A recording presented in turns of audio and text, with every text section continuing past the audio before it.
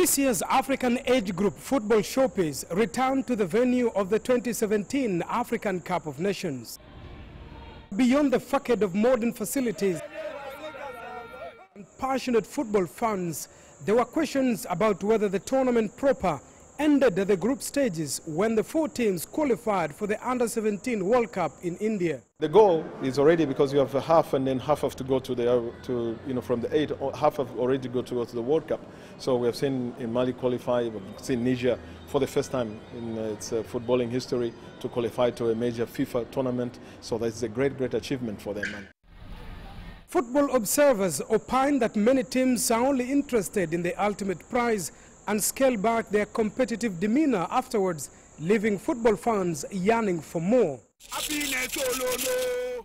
But others feel that it's in fact an entry-level competition and that players are still at their infancy stage in terms of skills. And I'm sure even the coaches not put the players under a lot of pressure.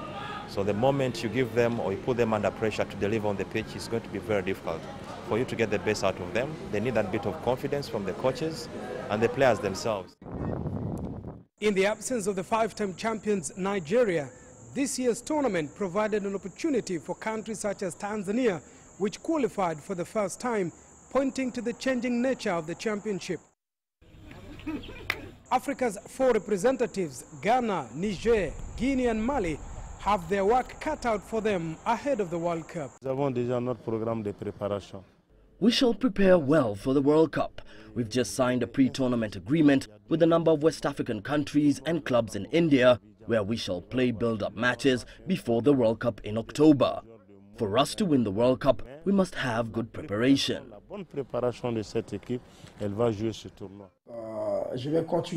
Immediately we get back home to Conakry, we shall embark on serious review of our game and correct our mistakes. Representing Africa is different from representing your own country, so we don't want to come back empty-handed from the World Cup.